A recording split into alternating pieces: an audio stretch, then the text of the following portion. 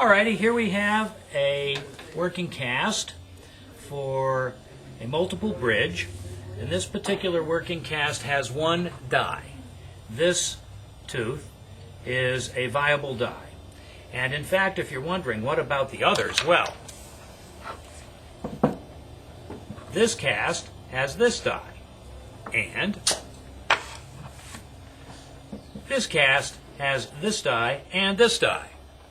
So all three of these casts are, as we've said before, working casts because they will be used for fabricating metal copings. One of them will be for this tooth, one will be for this tooth, that's this cast of course, and then we'll have the Pontic waxed to this abutment, and this will be an abutment. And all of these abutments will then be united with Duralay in the mouth after they're tried in. They will be soldered, and a master cast will be made.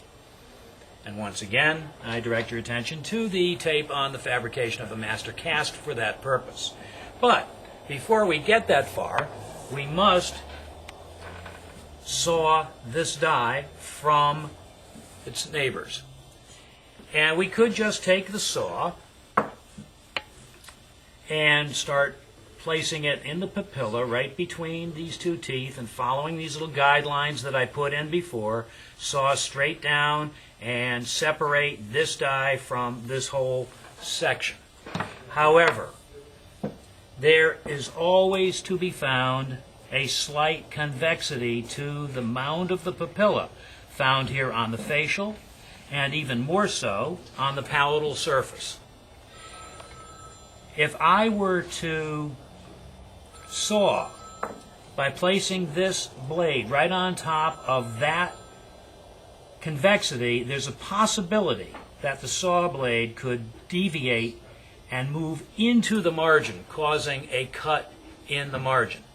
So what I intend to do, and probably the most important thing that I can show you in this demonstration, is the following. I will take a scalpel and I will cut a V-shaped notch into the papilla, and as I cut, I'll be taking the blade and placing it next to the tooth and cutting away from the die in question, so that if I slip with the blade, it will not hurt the tooth. And I'm going to create a notch on the palatal and a notch on the facial that will hold the saw blade in position. I'm now about to do that. My hands may block the view as I'm doing it because it's critical that I not hurt this die.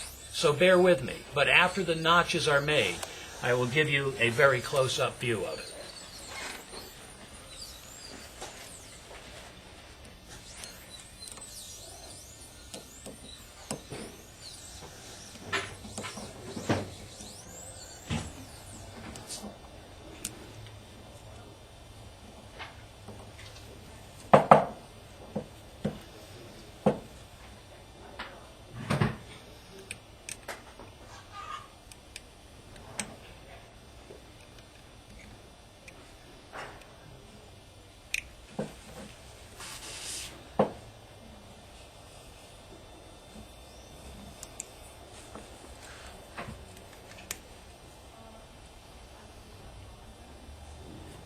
Now, Dr. Kammer, can you see this?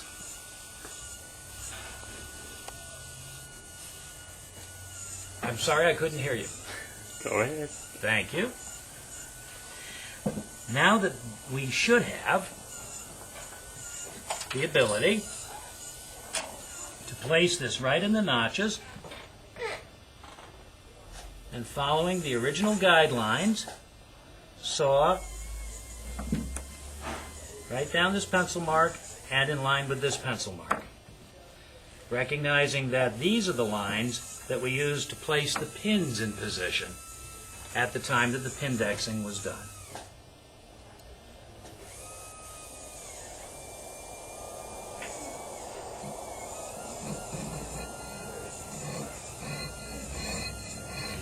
Now, as I'm sawing, you'll notice that the saw blade is not impeded by anything back here, that the blade goes right through the opening in the back of the arch.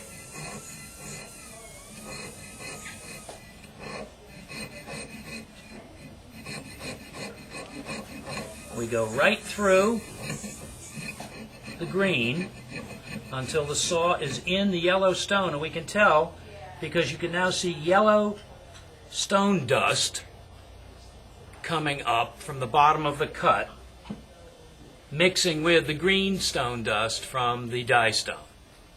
So we're now adequately below, and we very gently lift it and clean it off.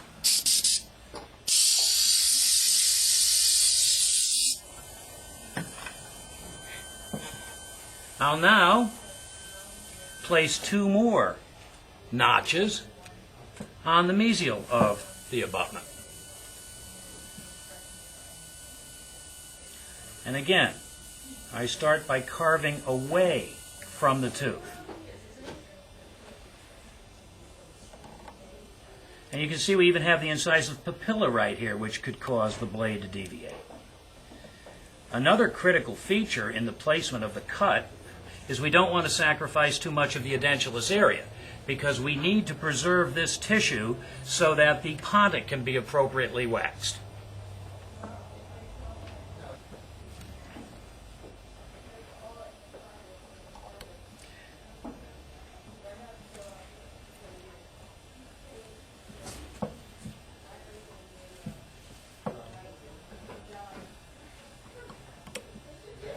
In fact, I have to carve a little bit of the incisive papilla off because it is preventing me from getting this groove safely beyond the margin of this preparation.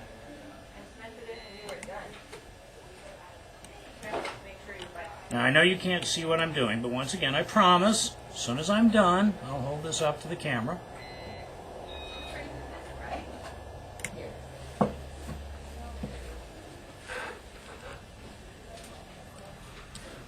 Oh, there's a big convexity right here that has to go.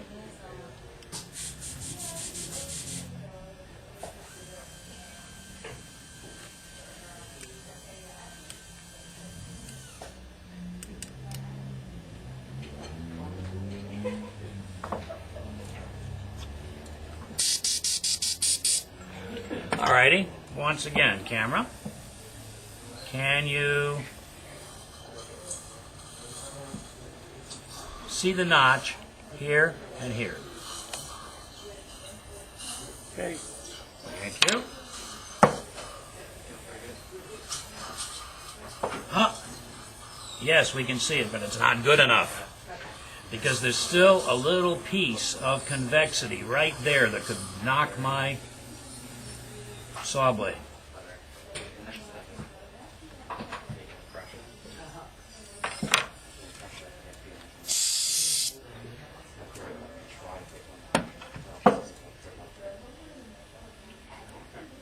And this is a little bit out of line with the cut that I just made.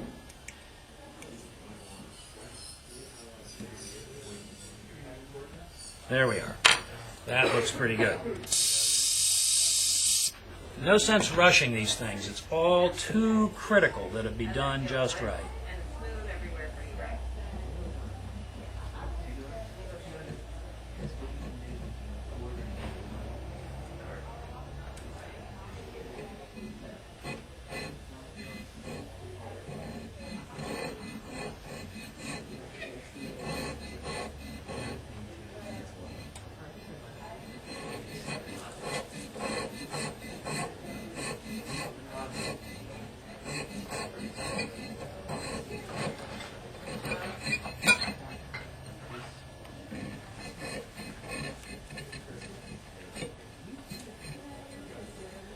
Okay, we now have sawed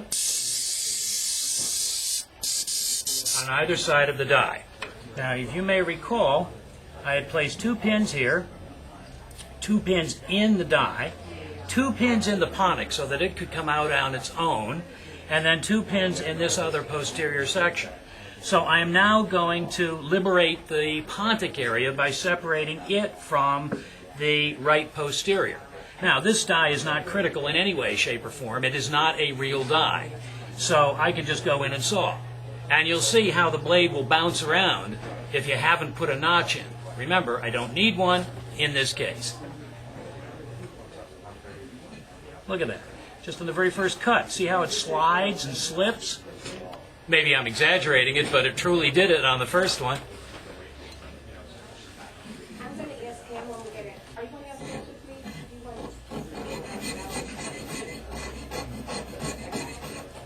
Well, let's go ahead and schedule it for Monday after the and then on Wednesday night, see the state meeting.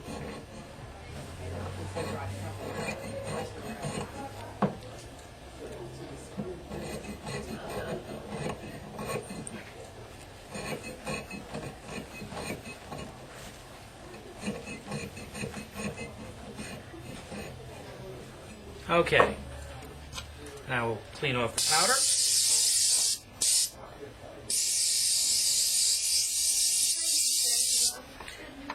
And we'll start to take all of the pieces apart. Clean up the mess a little bit. There, that's better. Okay, we could probably just lift this right off. And because of the angle of the cut, the pontic has to be removed first. So I'll come in here and pop the pontic up. And I can come here and pop up the die. And I can remove the die. And I can remove the pontic. And I can remove this section. And I can remove that section. And I can get the rest of the powder out so it doesn't go down the pinholes and prevent things from seating properly in the future. And this is our base. Remember when I used this offset and did the beading wax for the fabrication of this cast? I put beading wax below this little groove. That gave me then this recess. And if for any reason these pins didn't hold it in position, this gives the entire die a little buccolingual stability within the base pour. It's just a nice little added safety feature. That's in position. This is in position. And if we find that as a result of the angle of the cuts, our die doesn't remove smoothly without removing the adjacent members, of course in this case it does, but if we were cut in the wrong angle, we could take an arbor band, which is a piece of sandpaper in a loop that goes on the end of a spindle and goes in the lathe, and trim the sides just a little bit to create an air gap so that they come off and on smoothly. Alrighty, there then is the sawed cast. And the next thing that we will do on this is ditch the die, which I will demonstrate in a little bit. But first, let me show you two more casts that illustrate a very important point. Here we have a cast for a molar restoration on tooth number 19. Can you imagine how difficult it would be to saw here and have the saw go through with all of these teeth in the way? Well, this one was done by a student who was thinking ahead, and he made certain that this section was held by two pins. Now, it would have been nice if they were the long pins because it falls off rather easily, but that's okay. At least with two pins in this section, the very first cut that he made was right between the two central incisors, which allowed him to remove this so that he could then come over and make this cut and not bang into the teeth on the opposite side of the arch. Also, he was aware, gee, I wonder how, of the need for putting notches in prior to sawing. And the notches that were necessary were underneath the mesial height of contour of this tooth because the finish line is underneath that contour. You may be wondering, how will we ever get that to seat? Well, if the path of insertion is like this as opposed to this, which it is, it may slide in. On the other hand, if we can't restore it in any fashion by first eliminating this tooth and then putting a proper crown in, and it fits perfectly as long as you then put this in on top of it, but you could never get it in the mouth that way, we may have to do a little bit of adjustment and replacement of the MO amalgam on the mesial surface of the tooth behind it to move that distal contact back a little bit to facilitate things. But it was critical that the notch here was placed well under this tooth so that it could be sawed here to preserve this margin which when you look at it from the occlusal view is almost in line with this surface, but maybe just slightly tucked under it. How long? Okay? And Some years for that one. another example of the same thing. Once again, this was set up so that the posterior with long pins could be removed by sectioning right down the middle, and then it facilitated sawing the die by running, as you can see, the lines right through where those other teeth would have been if that hadn't been removed first. And the back section's held with 2 pieces, and this section's held with 2, and the die itself is the short and the long. Now, I'm now going to clean up all of this and get the equipment necessary for die ditching, and I will be back with you in a moment. Yeah. We'll now proceed with ditching the die that comes from this particular cast, which you saw me saw out just a moment ago. The armamentarium for die ditching consists of, for me at least, a high-speed handpiece with a 6-round burr. I like the 6-round because it gives me enough width that I can cut broad strokes without getting raggedy, jagged margins, and the high-speed because it's smoother. Now this is a very fancy handpiece that has fiber optics, and the fiber optics have been turned off because the light that shines from it puts unusual shadows on a die when ditching is done, and that can sometimes make it difficult to actually see what you're doing. The other equipment that will be perhaps necessary is a scalpel for unusual finish line configuration, if indeed it exists, a red pencil to mark finish lines where they're obvious, and an air syringe tip to keep things clean. But before we do any major work of this type, one must never forget to wear your safety glasses.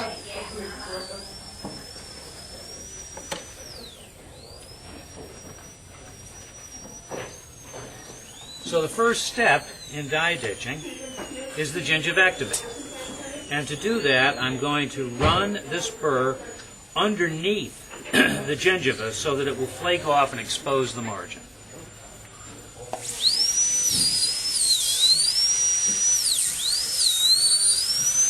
And as long as I go low enough, the little pieces will flake. And if I go low enough, I will not dig into the margin in the process of doing this.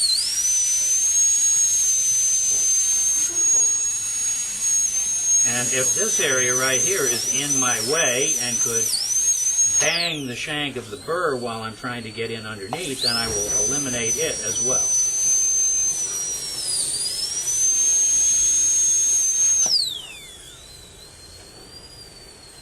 And when you undermine it, then the pieces just fall off. And we now have exposed all of this aspect of the tooth. Still going to continue to get rid of the gingiva. What I'm doing is actually, if you take a very good look in here, this is of course a replica of what we had clinically. Here's the tooth, here's the space, the sulcular space in which we found the retraction cord. And when this was poured up, you can see how the retraction cord truly displaced the tissue, and displaced it in such a fashion that we can read the finish line after removing this gingiva. I'm going to once again give my burr a little bit more access.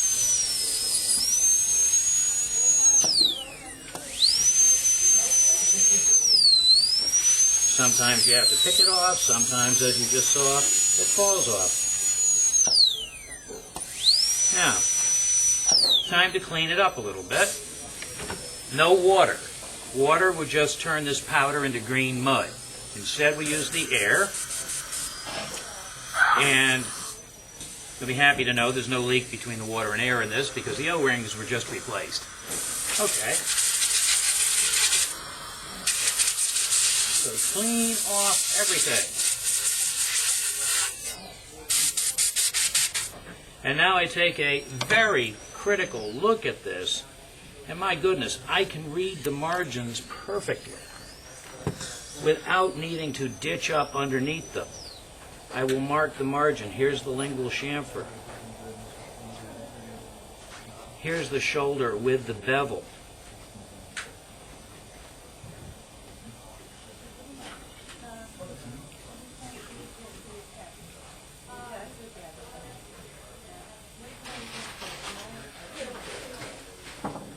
Finish line drops right on down. I'm able to distinguish between the prepared tooth and the unprepared tooth by virtue of the scratches that are on the side of the die. The scratches having been imparted to the surface of the tooth by the diamond grit in the diamond burr as the tooth was prepared. So I can see the scratches in the die as opposed to this area that's nice and smooth. This is just unprepared tooth structure.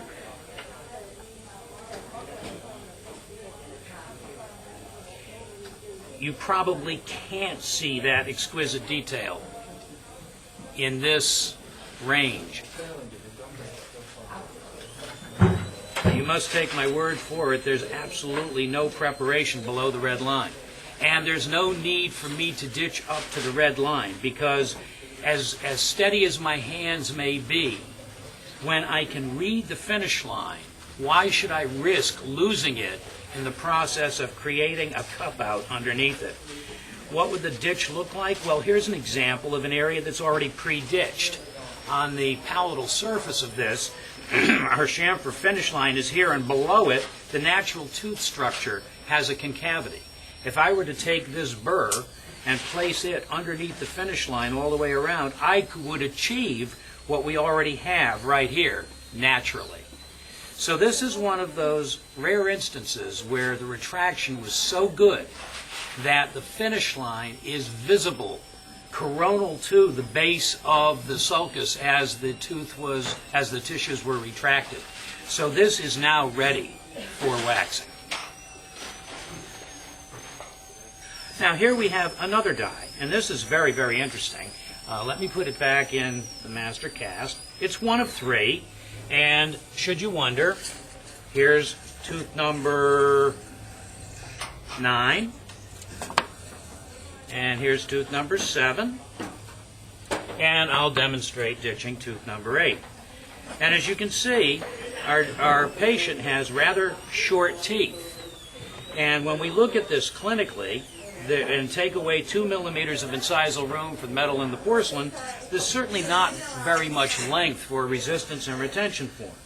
However, upon probing the sulcus, we realized that there was 1.5 millimeters of sulcular depth, and that this preparation could easily be 1.5 millimeters subgingival to give it resistance and retention form. And our student has done, as well as we can see looking at this, a very nice job of keeping the walls nice and parallel. So now I will proceed in the same fashion to remove the gingiva, to do the gingivectomy with the round burr, and then we'll see where the margins are.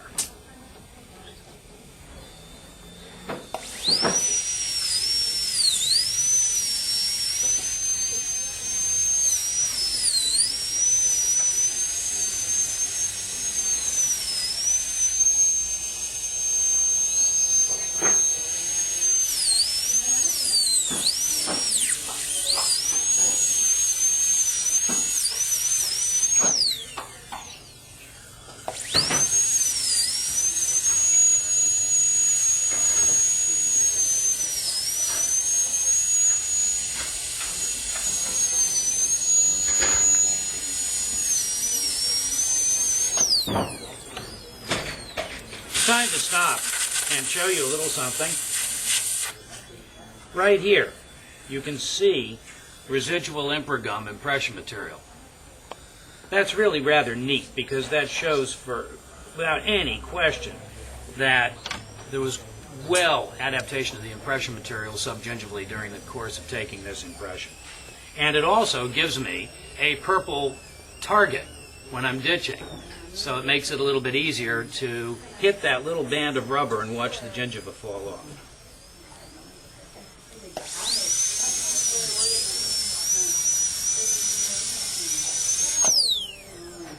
Okay, see?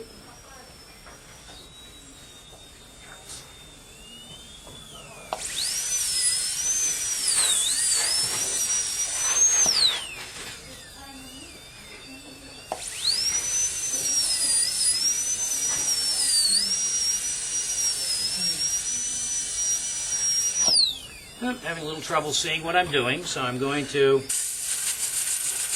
off the powder again.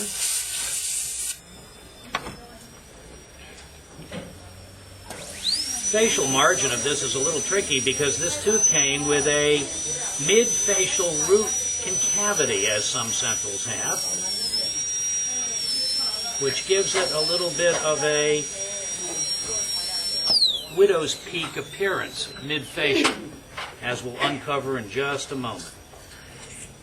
But I can't just go zinging right across because the finish line actually rises and then drops back down again due to that root concavity.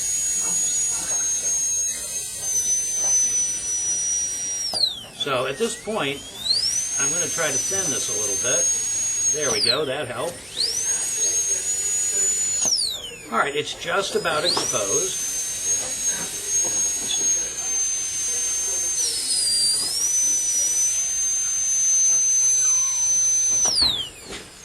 Okay.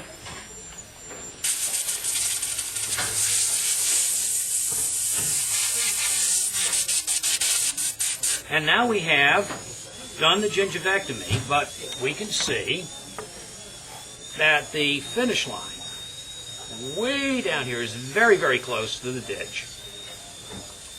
Same thing is true here. Right here, the finish line is right at the very bottom of this. And right here, this area between here and here is undercut. We knew that. Our finish line will rise, catch this little bit of wall, and then drop down again. Now, the difference between this die and the last die has everything to do with what was necessary for the tooth preparation. The last die was a very, very long preparation. The finish line was well above the epithelial attachment. Yes, it was subgingival, as it needed to be for aesthetics, but it was not approaching the attachment. In this particular tooth, we had to use as much of the subgingival tooth as possible for resistance and retention form, so inherently then the finish line was almost at the attachment. We're using a perio probe to determine how far down we could go. That then means that with sufficient retraction, as you saw here, our finish line is almost at the very bottom of that sulcular space, and so this will require more definitive ditching. So I'm now going to stop for a moment and allow Dr. Tarnoff to take some still photographs of this tooth so that you can see it before definitive ditching and after. Okay, so now what I'm going to do is use the round burr to ditch right at the finish line. Now, that will work as I come around the corner and then do this little dippy-do right here as it comes to this mid-facial concavity that gives the finish line a rise and a fall. So I'm going to come around and then go flat across and catch the other side, and that'll leave a triangular portion in between the two halves of the facial surface that I will deal with the scalpel.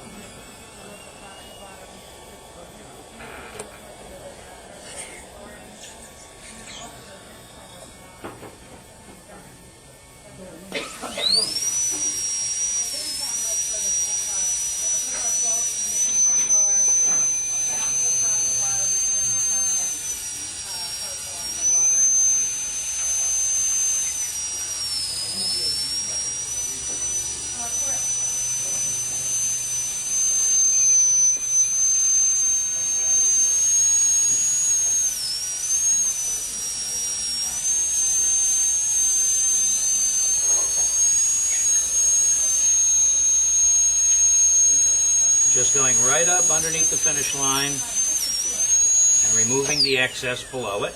And I don't want these corners to jar the shank of the burr, so I'll get those out of the way. And as, of course, you can see how this stuff is right there at the margin.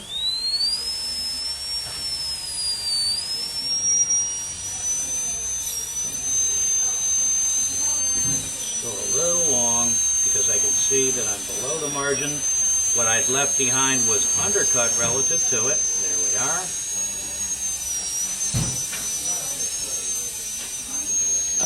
And now let's see, we're right level with it across this face and across this face. Just still a little hint long right here.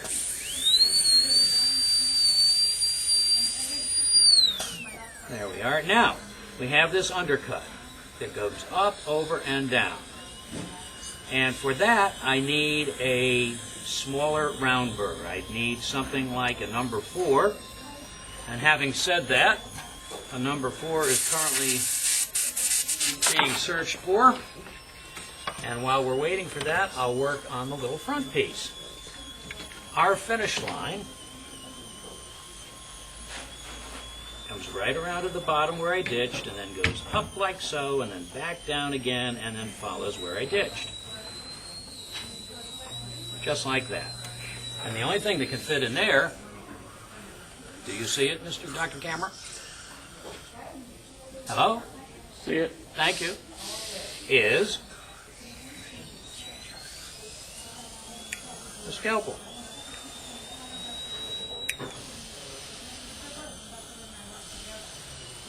Now, of course, we could use a scalpel for ditching the entire tooth. But that's a little less efficient and a little dangerous playing with a scalpel for that much time. But there we are. Now the finish line goes around and back up and back down again, following that concavity. And this is the same configuration that you would find, this little rise in areas of furcation differentiation between the two roots of a lower molar or any of the roots of an upper molar, between the two facials, between the mesial buccal and the palatal, and distal buccal and the palatal, and frequently on the mesial surface of the maxillary first bicuspid, which also happens to routinely have a root concavity. Okay, and now, let's see, switching off to the number 4. Why, thank you.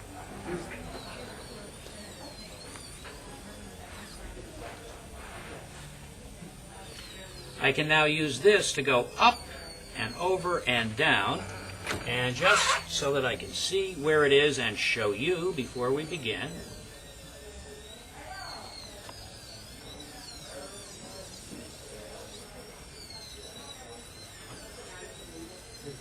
due to the shape of the root at this level, all of this area is undercut relative to this surface of the tooth. I don't know if we can show you this. Tell me something, Dr. Camera. Can you see the red line? Turn it a little bit more. Tell me when.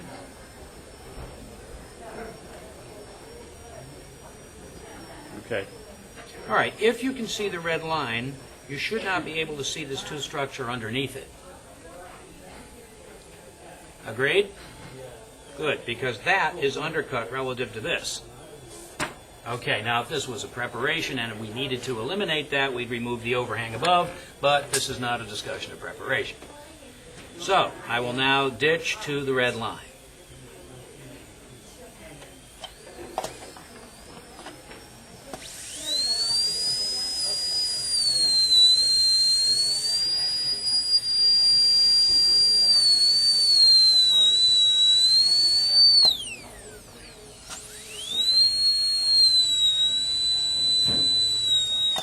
And if you were mortising a door frame to place a lock, you can never get the corners with a round instrument. And this corner is more of a 90 degree than it is the arc of a circle. So in order to finish it,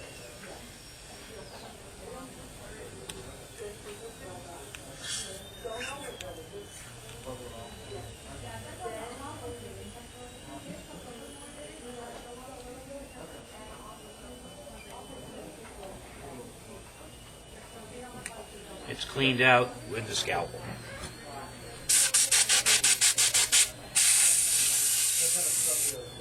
So there we are, folks. A definitively ditched die right to the margins all the way around. That ends the demonstration of die ditching. Again, thank you very much.